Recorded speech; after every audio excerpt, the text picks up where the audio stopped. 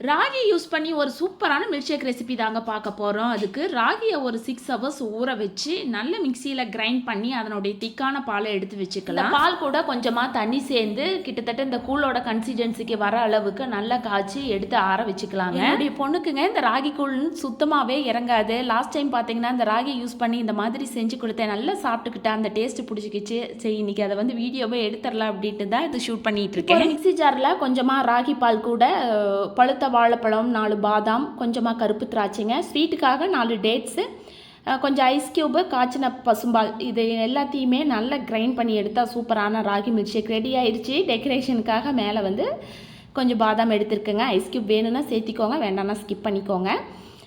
So இந்த recipe பிடிச்சிருந்தா மறக்காமல் ட்ரை பண்ணி எனக்கு கமெண்ட்டில் சொல்லுங்கள். அதுக்கப்புறம் பார்த்திங்கன்னா இந்த ராகி அரைச்சது போக மீதி இருந்த ராகியை எடுத்து அரிசி மாவு கூட கலந்து தோசைக்கு நைட்டுக்கு ரெடி பண்ணி வச்சாச்சு.